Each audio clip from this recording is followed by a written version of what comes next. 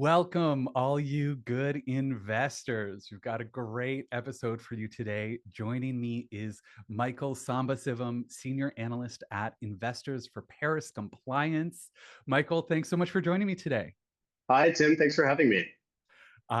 So I'm so thrilled to be able to chat with you. Michael, full disclosure, is my cousin. So we've got a family connection. We've got some family in the house. But I've been following Michael's career, obviously sort of since the get-go.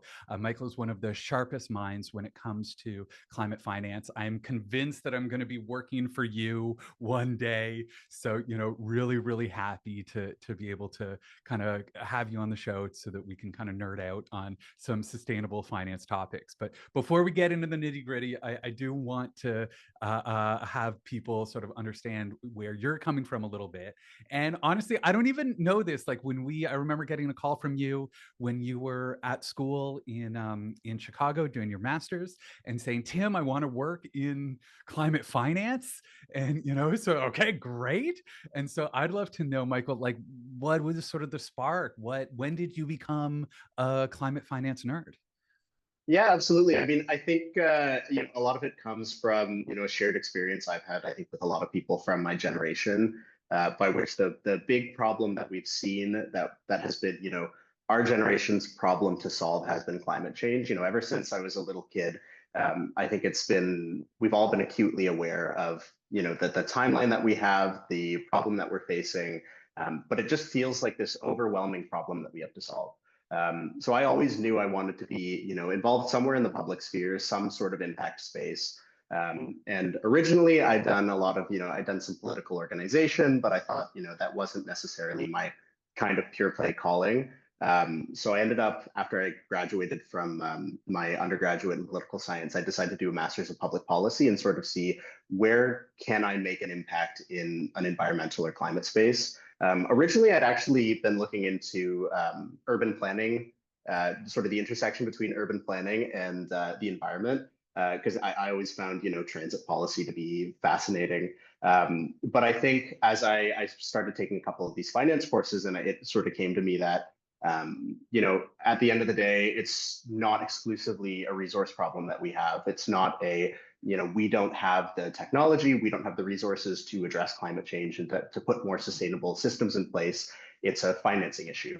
It's where is the will, where are the incentives? And I think at the end of the day, so much of it comes down to money. And that's what landed me in this space. So I ended up shifting from this urban policy and environment intersection to urban policy and financial policy intersection. And ultimately, I found myself at Investors for Paris Compliance, which was a really nice fit because we do specifically climate advocacy in finance spaces. Yeah. And I mean, growing up, like my dad was in the investment industry, your dad was in the investment industry, my uncle. And so, I think we both kind of come from a family that is, and really understands finance and the role of finance and the importance of finance. And, I've always been a little bit dismayed that there aren't more sort of environmentalists or people who give a damn sort of but also have that finance knowledge. So I was so happy when you got into this space, been sort of watching your career. So you're now doing some wonderful research reports.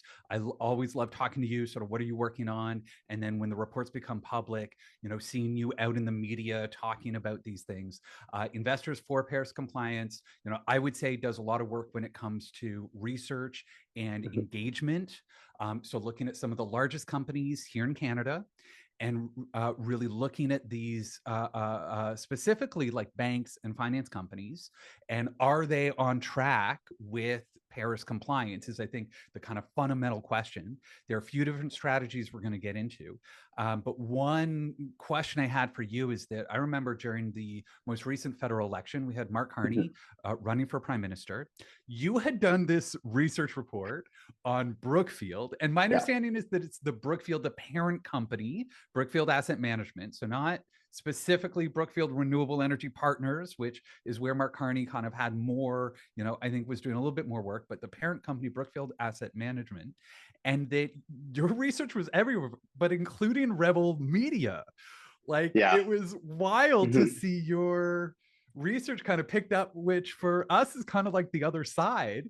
Tell us that story. Like, how did your research get, kind of picked up by right-wing conservative media? Yeah, absolutely. So the background is, I mean, that the sort of drawing lines between all the different the family of Brookfield companies is a bit tricky because they all kind of play with each other. Money moves from one to the next, and they share funds together. So if you look at any of the Brookfield renewable funds, they'll all have multiple Brookfield companies listed as partners on there. So we were looking at sort of from a high level. How are they on track to meeting their climate commitments? And I think on one hand, we were applauding them because they are one of the largest financiers of new climate solutions all over the world. On the flip side, they still have some work to do on tracking all of their emissions. So they're doing a pretty good job at tracking their upstream and operational emissions, their scope 1 and 2 financed emissions, but their scope 3, basically, what are the emissions from all the fossil fuels that their companies are selling? How are they measuring them? And we found a significant sort of short gap in terms of how they've been measuring their downstream emissions. So we put that all into a report, and we engaged with Brookfield, and then we ended up publishing it, thinking that this was going to be a lot of what we do is ultimately pretty niche, because who in the public eye cares about downstream emissions at Canadian private equity companies. I think what we didn't prepare for was the fact that Mark Carney is a bit of a lightning rod, because he had, this was before he was prime minister. He was working as, I believe it was chair of Brookfield Renewables, and he was leading their transition funds. And the research report came out, like, this was last year, right? Like, I think this was a late 2024. Does that sound right? No, it was I believe late 2023.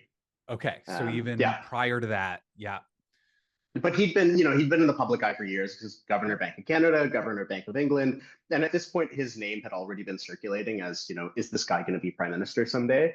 There had been rumors that he was going to be running for office, and he'd also notably been a very public advocate for climate reform in our financial institutions. So he had pointed out over multiple years. I think actually just yesterday we marked the 10-year anniversary of his tragedy of the horizon speech, where he noted that there's this issue in addressing climate change in that it's so far off in the distance. It's not that far off, but it's far enough off in the distance that the public incentives are difficult to put all together and create comprehensive climate policy. But anyway, so his name had been floating around as a bit of a climate darling in the finance space. And he'd been associated with the Liberal Party of Canada as an advisor to Justin Trudeau. So, we got coverage in, I think, the Globe and Mail. We got coverage in, a number of sort of traditional media sources. And then as I'm Googling the report to see where we're getting coverage, I see Rebel Media pop up. And it is actually, it was an article by Ian Miles Chong, who's a buddy of Elon Musk on Twitter. You see his name pop up all the time. They're retweeting each other. And they actually put out 2 articles about a report. The first one was basically just like a recap of the Globe and Mail article. And the second one, I forget the exact title, but it was something along the lines of World Economic Forum, climate darling, Mark Carney, bamboozling investors, lying to investors about their climate accolades. And we sort of realized that Rebel Media had taken our report, which was basically saying there's still work to do in this space, and we hope that they'll conduct this work because we think it's of material importance to shareholders.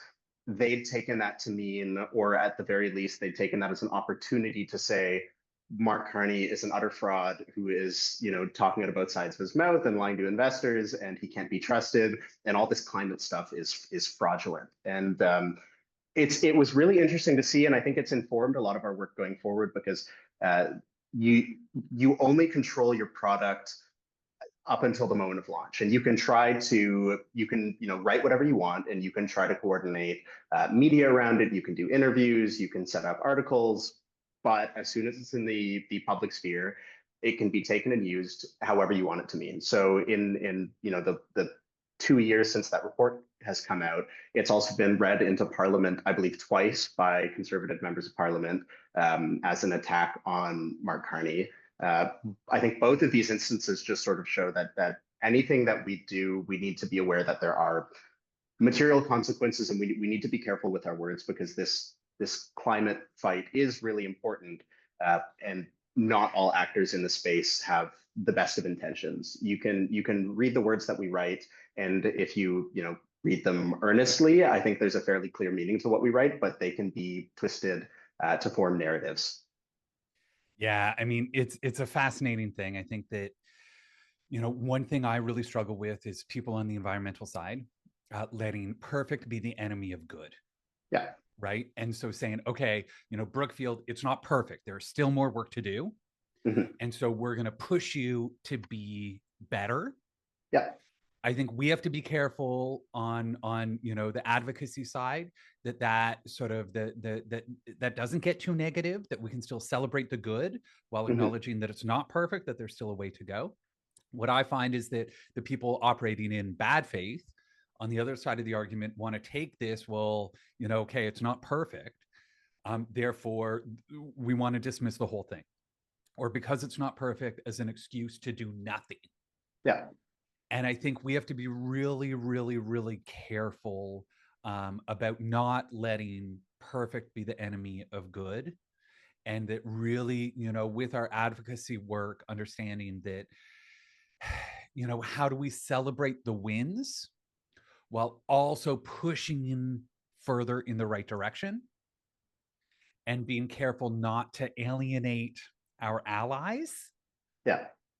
but while also, having some of these tough conversations where, like, hey, like, how do we push you further, and understanding that. Yeah, how I'm really curious. We went to a conference in December of last year in Ottawa, the Sustainable Finance Forum, and Mark Carney was giving a speech there, and we were sort of like comparing notes. We'd kind of like, pass a phone back and forth so that we could Yeah. kind of type out our little notes, which was so much fun for me. And at the time, I'll be real, I wasn't really convinced in sort of Mark Carney's the political chops, the sort of the more retail politics. He proved me wrong. That came in and was able to do quite well in the election. But I know a lot of people are really disappointed. Folks in the environmental space right now are feel that he has been more conservative than Mhm. liberal. We certainly haven't heard talk about values or the tragedy of the horizon, or any of those little tidbits that I think that we're hoping to hear about climate change solutions. At the same time, I get the sense that there are things happening behind the scenes. Some of these major projects are really exciting from an environmental perspective. So, like, how do you feel about Prime Minister Mark Carney right now? I mean, I think from the get-go, we need to be cognizant that he came in with a very difficult context. I mean, I think there are two important framings here. One was that, he came in, predominantly because of the tariffs on Canada. There was this, economic attack on Canada writ large, that we needed to address. And the way that has sort of precipitated in public support has been a desire to just kind of build, build, build. It's develop new projects, develop economic sovereignty from the United States, who we've, for the last however many decades been completely intertwined with economically. And then sort of on the other side, there's also just been a general culturally conservative shift, I think, in the West. There's been, I think, a bit of backlash towards a lot of the progress that has been made on sort of ESG related topics over the last couple of years. So he came in sort of despite having all these climate accolades. He won with popular support on a mandate to sort of build, build, build. During the actual election, there was very little discussion of climate policy. I think it was sort of made clear from all sides that the consumer carbon tax had reached the end of its life because it had lost public support. That being said, I think there's still quite a bit of progress that we would like to see from him. I mean, ultimately, we've seen no progress on the climate front from this current government. It has just not really been a focus at all. And there were a few things that we imagine would be right in Mark Carney's wheelhouse in terms of furthering. I think one of the big ones would be the furthering of a green and transition taxonomy to define, what can and what cannot be called a transition investment. This was already in the works with the previous government.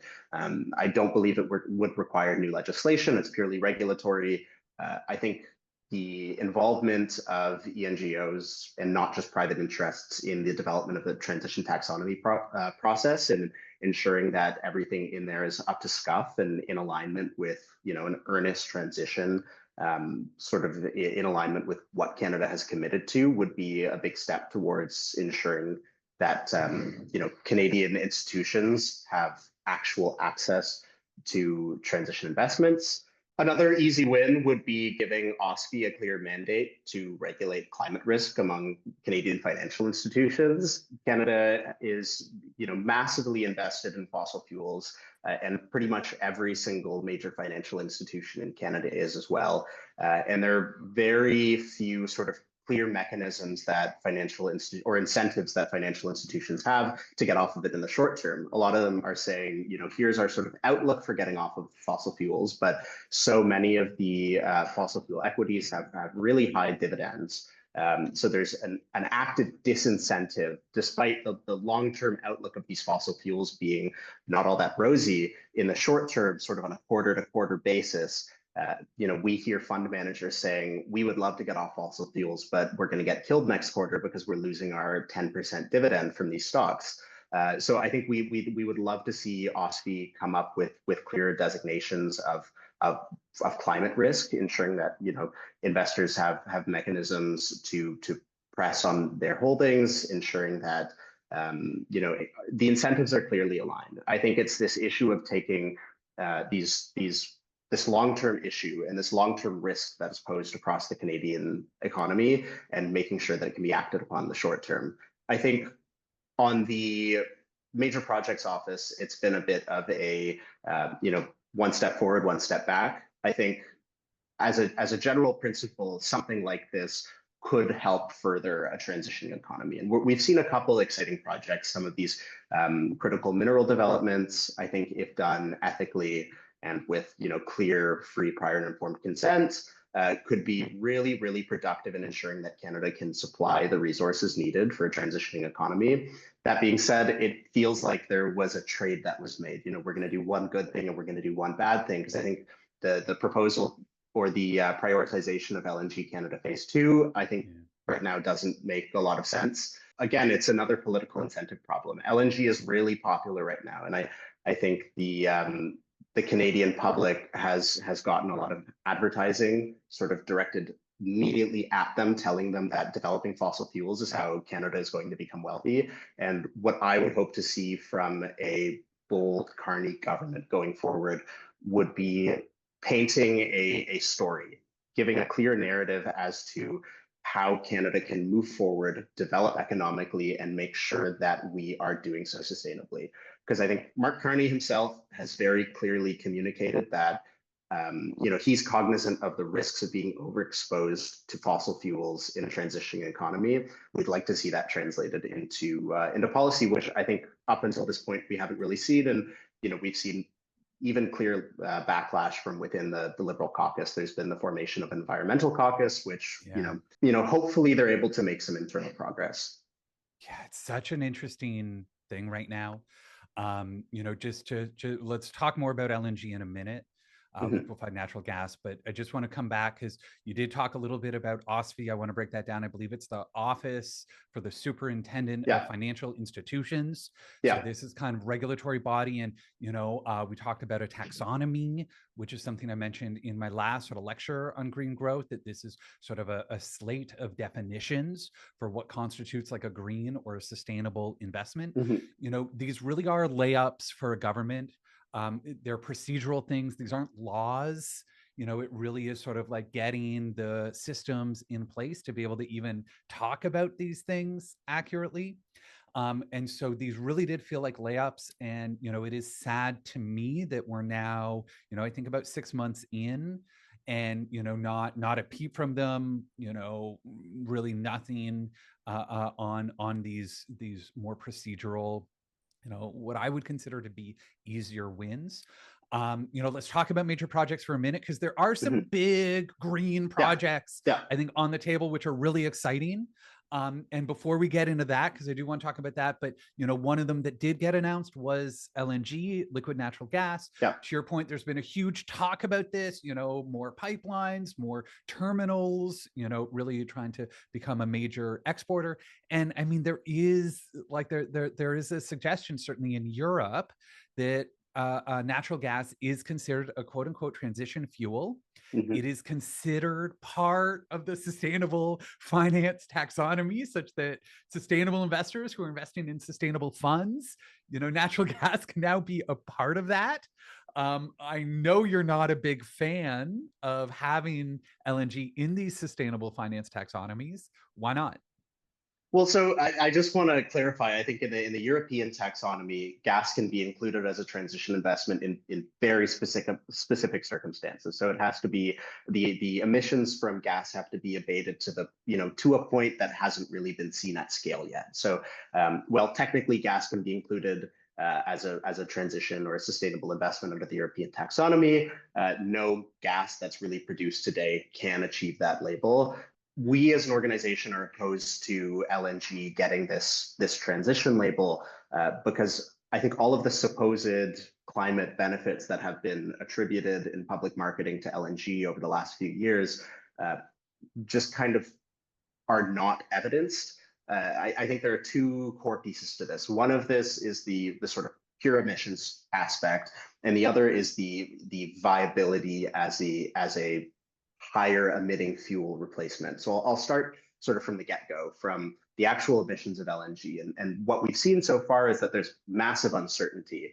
I mean, even within Canada, in terms of measuring our own methane emissions from the oil and gas sector, we've seen multiple reports coming out suggesting that we don't really know how to do that accurately.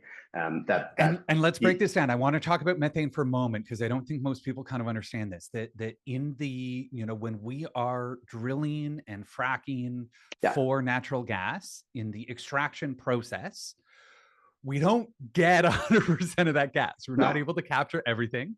And so a whole bunch of it gets released as methane in this, and especially with fracking. And that we know that there is sort of methane emissions that just, it's not captured and it just kind of goes up into the atmosphere. Methane is a very potent greenhouse gas, a lot stronger than CO2 is. We know carbon dioxide is a very, important greenhouse gas for us to be measuring, but methane is even more potent as a greenhouse gas. And so, my understanding is that there is a bit of a data gap here, such that we don't fully understand how much methane is being released. And that when we do account for that, it was in your research that showed that the life cycle of natural gas from sort of start to finish, that the greenhouse gas impact can actually be higher than even coal. Do I have that right? Yeah, so there's a whole range of estimates. And methane is emitted at pretty much every step of the LNG supply chain. So when you pull it out of the ground, you're going to lose some proportion. When you transport it through a pipeline, you're going to lose some proportion. When you process it, you're going to leak. So there's leakages all across the supply chain. And the measurement isn't super accurate. It varies by jurisdiction. And the other issue is how, even if you could measure it perfectly, there's this issue of how do you compare it to carbon specifically, because, well, it is much stronger. It also dissipates more quickly. So, you could read 5 different research papers that are all trying to estimate the life cycle emissions of LNG, and they would give you 5 different answers. And all 5 answers could be perceived as credible, but they could vary by as much as, I think we're seeing variations of close to 60 or 70%. So gas at point of combustion is, about half the emissions of a source like coal. The issue is when you take into account all of the processing and the big supply chain that goes all the way from, interior Alberta to, let's say, we're trying to get it to China, we're trying to get it to India. There's an issue of we don't really effectively know how to measure that. So putting that aside, let's pretend in a vacuum like we know LNG is cleaner than coal. It's not the case, but let's pretend for a second. Sure. What we've seen a lot of advocacy for is saying that Canada can take our sort of clean gas supply and feed it to countries that have a lot of power generation from coal. So that some big targets have been India, China, Southeast Asia. Those are sort of relatively easily accessible from Canada's west coast. And we've seen publications from major institutions in Canada saying that more than all of Canada's total emissions could be saved if we just maximized our gas production and shipped it off to coal consuming nations.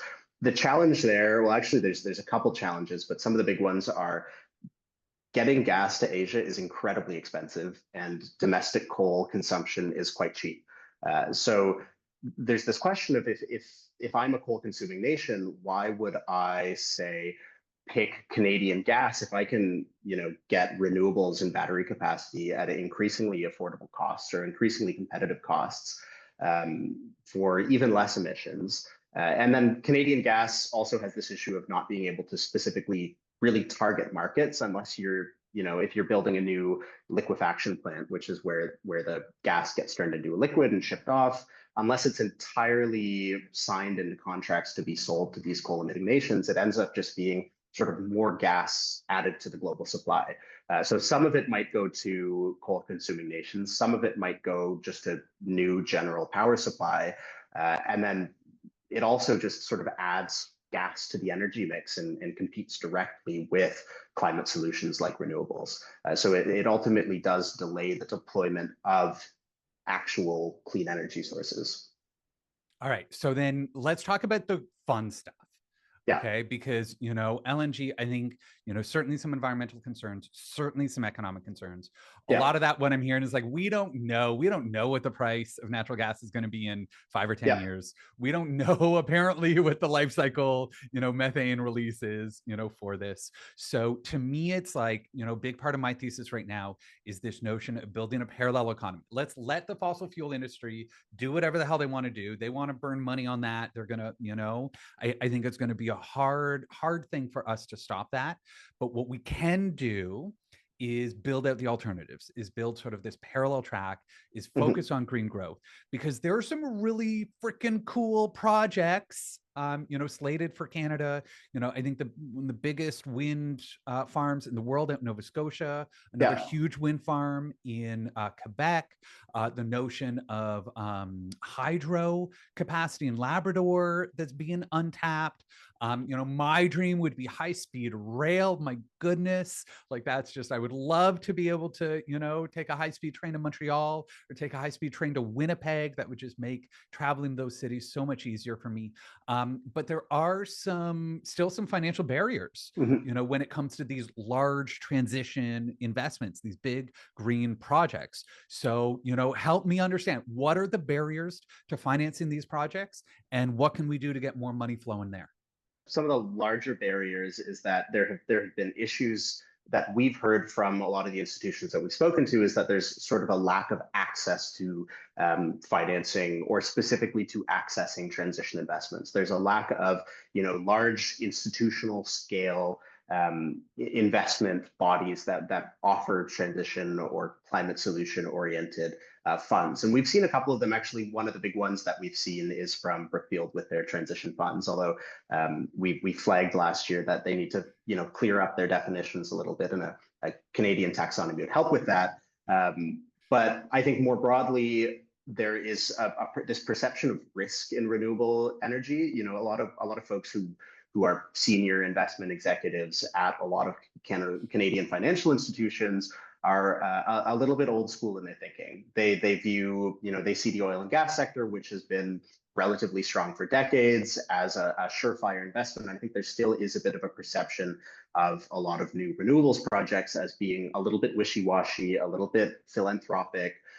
So I think this is where there's a good opportunity for the federal government to come in and offer some de-risking. When we look at what is the role of subsidies, what should governments be subsidizing? A good principle of governance is that you want to subsidize things that you would like to see growth in. So in an industry that's already sort of stable and settled, subsidies is just, it's offering profits, or it's it's offering stability. When you look at projections for demand surrounding, generally renewable power, battery storage, as well as critical minerals, there is going to be exponential growth that Canada hasn't really properly tapped into yet. If the federal government can offer loan protection, loan guarantees on some of these major projects, it can be a minimal cost opportunity to drive growth and convince financial institutions that the federal government of Canada is interested in ensuring the success of these projects. We've seen it on the other side of the ledger where in the lead up to this major projects announcement, we saw quite a few sort of half-baked proposals for new LNG export terminals. Not to toot that horn again, but very clearly, when a government makes clear that it has interest in furthering a project, investors will follow, and proponents and sponsors for those projects will follow. So if the Canadian government can make it clear that our export development priorities are in furthering our transition economy, I think that can do two things. It can get the sector off the ground. It can make sure that we're seeing exponential growth where there's going to be exponential demand. And the other thing it can do is ultimately de-risk our whole economy, because at this very moment, we have this challenge where so much of our economy is dependent on the ebbs and flows of fossil fuel pricing. When oil prices drop, we see recession. When gas prices drop, especially if we expand our gas production, the Canadian economy is likely to see another recession. So if we can expand how we contribute our resource to the world and expand our definition of what it means to be a country that does energy in a changing world and a transitioning economy, I think the saying is you have to skate where the puck is going, and there's a very clear direction that the puck is heading right now. Yeah, I mean, really what I'm hearing from you is that, it speaks to some of the things I've been talking about, which is that I don't think we're going to make fossil fuel projects riskier right now. I don't think there's a big appetite for sticks in terms of carbon pricing or more regulations or more, sort of putting risk on those projects. So I think that really the alternative and what we need to be pushing for is to de-risk the stuff that we want more of. Yeah. What I'm hearing is that there are sort of like real risks in terms of, hey, if there's a loan guarantee, that's sort of like very much from a financial perspective, but there is also perceived risks when it comes to this. And that's what I do worry a little bit right now with the sort of the tone of coming from Ottawa, that we're not seeing as much sort of perceived support for some of these green projects as I would like to see. So, it'll be really interesting to be able to see there. Ultimately, we are talking about major financial institutions, big banks, pension funds, major asset owners who, shift billions in sort of one direction or another. So, we do need them on board with this, which, really brings me to this notion of engagement. Yeah. Right. That this is, I think, part of the change theory for your organization, Investors for Paris Compliance, really trying to engage with these financial institutions. I'll be real with you, Michael, that I'm kind of done. I'm sort of done trying to engage with these big banks. I'm very much a believer in, helping people get their money out of the banks and into credit unions. To me, I think they've sort of shown us their true colors. I love the fact that there are organizations like yours that are still pushing these, large banks towards sustainability. I gotta ask you, like, are you just sort of banging your head against the wall? I understand diversity of tactics and the importance of doing this, but how effective is engagement with these large financial institutions? Taking a step back, actually, so we used to do engagement with financial institutions and Canadian oil and gas companies because a lot of the net zero commitments of Canadian financial institutions are contingent upon the net zero commitments of their holdings. So if you have an energy portfolio that makes up a really substantial chunk of all your holdings, your energy portfolio needs to decarbonize for you to decarbonize. So we used to do a lot of direct engagement, even trying to get oil and gas companies to do the first step of even measuring their emissions, which is an insufficient step, but it's kind of a necessary step to do anything else. We then asked for clear transition plans from them. And it became very clear, I think, through our engagement and through the public lobbying with these oil and gas companies, that their interest was not in getting with the times and getting off oil and gas into other types of energy. There was no appetite from Canadian oil and gas companies to say, we're going to phase down our oil and gas operations and take that capital and modernize. So we ended up putting out a full page ad in the Globe and Mail about this time last year, I believe, basically saying, we're done engaging with oil and gas companies. They've shown us that they are not going to make any progress. And it is a waste of our time to try to go to oil and gas companies and say, please decarbonize, because it just is not working. So we passed that ball, we passed that duty over to the financial institutions who said that they were doing that, who said that they were engaging with their holdings to decarbonize. And I think progress on that front is yet to be seen. We no longer file shareholder proposals at oil and gas companies, and I believe since we've stepped out, we haven't really seen any new movement from Canada's major financial institutions in filling that role that we used to fill. I think with financial institutions engaging with Canada's financial sector, it is challenging, but I think it is an important step because they make up so much of the Canadian economy. Pretty much every single major infrastructure deal that gets built in Canada is touched by all our big six banks. If you look at all the book runners on major Canadian infrastructure projects, all the banks are there. They move an enormous amount of money, and a massive amount of the Canadian economy flows through a very select number of financial institutions. So making sure someone is holding them accountable to their commitments, engaging with them directly to see where we can make steps to have progress, I think is really important, because ultimately the part of the role that we fill is a regulatory gap. In 2020 and 2021, these institutions started making their net zero commitments, but there's no regulator in Canada that has really shown thus far that they have the teeth to make them follow through with these commitments, to demand actual transition plans, to sort of regulate all the nitty gritty aspects of ensuring that these promises are fulfilled. So direct engagement with them is a sort of first step.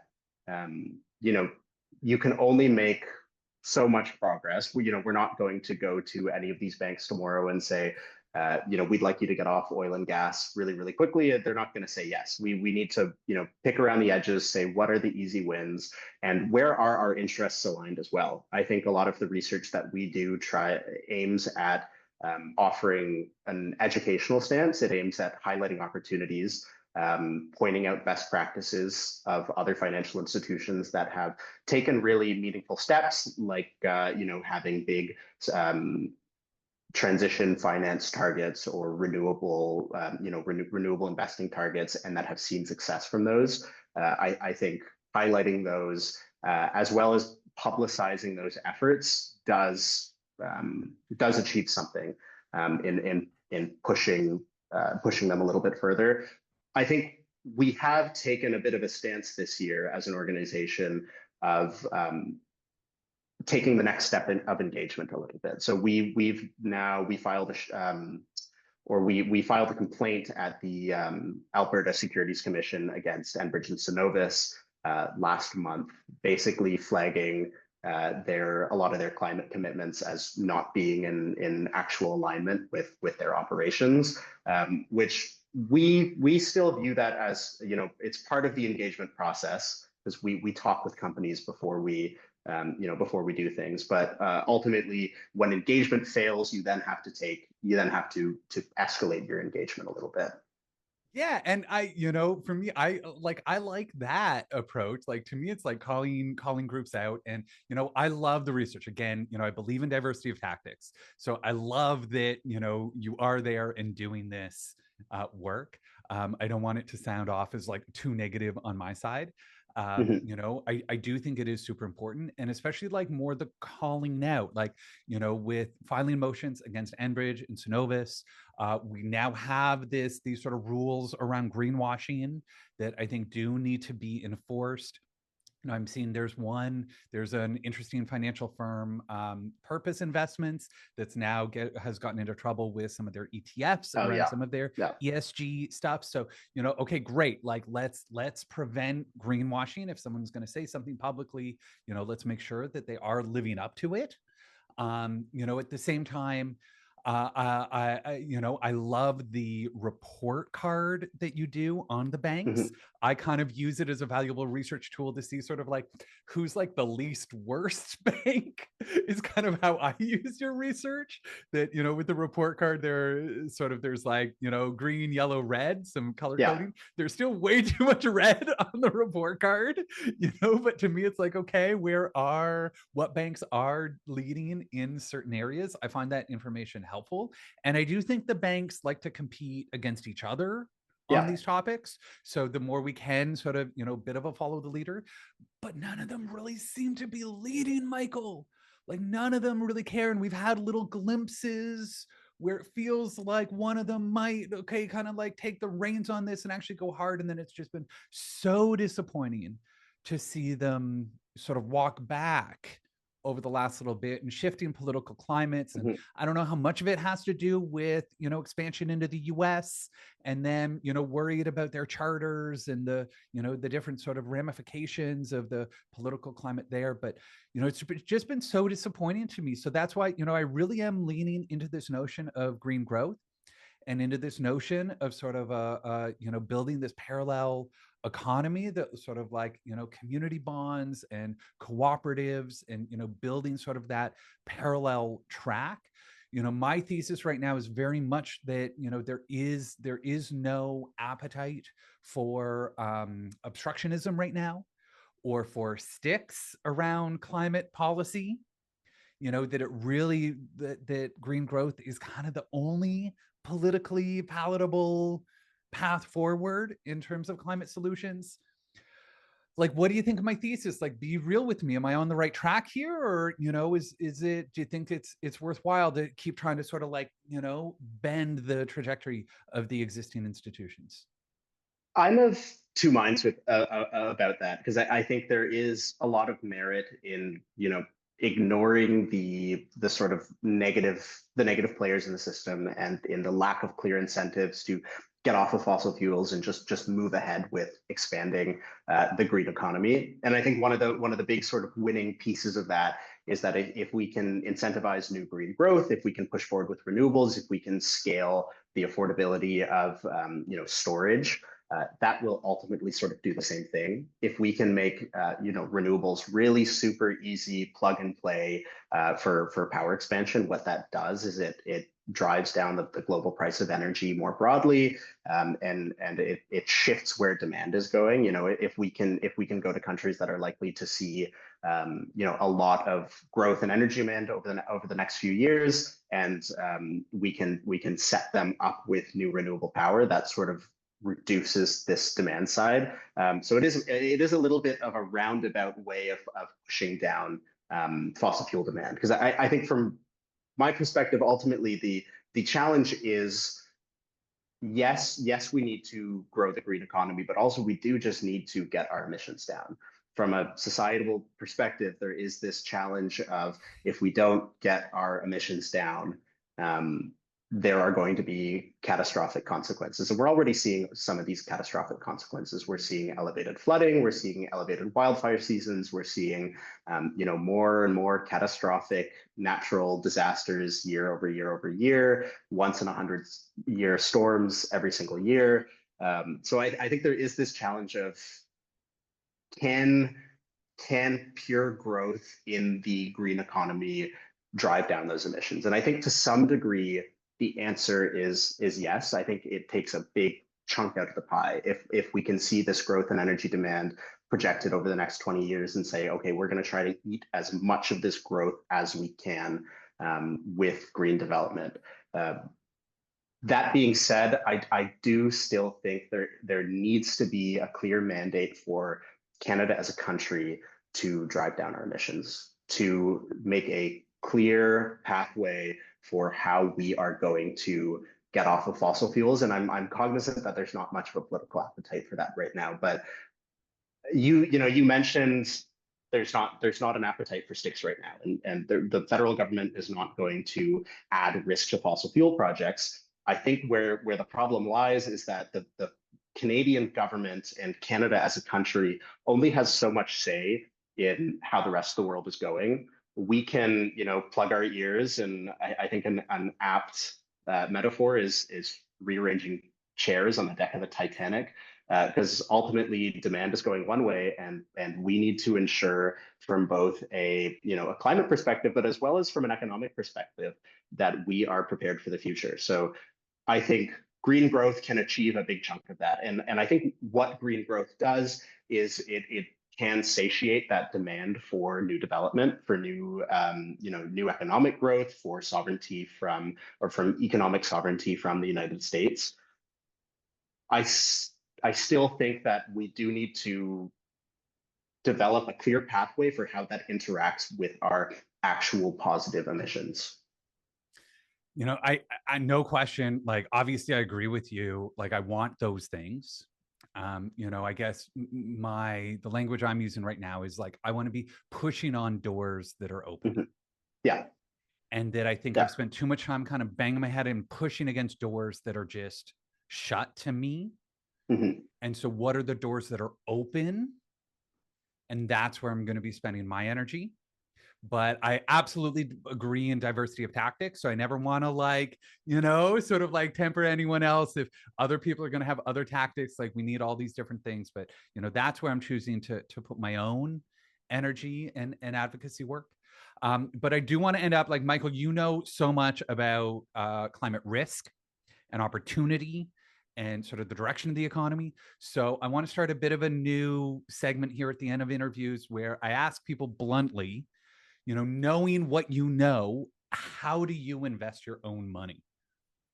So I'll walk you through my little pathway that I had. Sure. Because I think, funnily enough, despite getting a master's degree with like a clear focus in financial policy, I came out with very little perspective on how I should be investing my own money. There's very little sort of household finance education when you get a degree in financial policy. Oh, Uh, some of the worst so investors I know are sort of macro focused economists. So when I first started investing my money, I actually just did it really simply. I was using the T Grow through the TD Easy Trade app, which is just sort of a general ETF. But I think as I became more acquainted with the Canadian energy sector, I sort of, and I also did get a lot of inspiration flipping through your website. So I landed on shifting my money away from Tgrow to the iShares ESG Growth ETF. It's, I think, GGrow. G grow, yeah. GGrow, yeah. So I'm a young guy. I think I got 35 or 40 years left of income left in me. So I'm going all risk. So I don't have any bond holdings at the moment, but I've been shifting from Tgrow to GGrow. I just need to get all my tax advantage savings accounts over to Wealthsimple, because TD Easy Trade, the app, is terrible at giving you choice in ETFs because they want to sell you their own ETFs. That's it. That's it. So if you're 100% equity, though, I think that would actually be GEQT is the one that you might be looking at there. GGrow, I believe, has 20% bonds. Oh, So I that's good do to like know. having 20% bonds. I do. I Yeah. would recommend that. Even with a more aggressive outlook, having a little bit of bonds in your portfolio is a good thing. That's great. But yeah, it really has gotten so much easier, especially with those all-in-one ETFs, to be able to Yeah. divest from fossil fuels. Performance on them has been solid. So, really happy to hear how you're investing your own money. And, I think it's great, to hear, especially young people in this space, trying to figure this out, moving more towards a DIY approach and certainly making sure that it is aligned with your values. Michael, thank you so much for joining me. Michael Sambasivam is Senior Analyst at Investors for Paris Compliance. I've enjoyed this conversation so much. I look forward to further debates at Sunday night dinner and, seeing if we can get more of our family members, on board with a lot of the climate advocacy work that we're doing. It's always a fun challenge. And yeah, always happy to talk. And thanks for having me, Tim. Awesome. Thank you so much. If you've made it this far, you're an absolute gem. Thank you. Stay in touch by subscribing to my free newsletter. Got questions about sustainable investing? I'm here to help. Join my classroom where I have lots of resources and mini courses. I also do monthly Ask Me Anything sessions so you can get all the help that you need.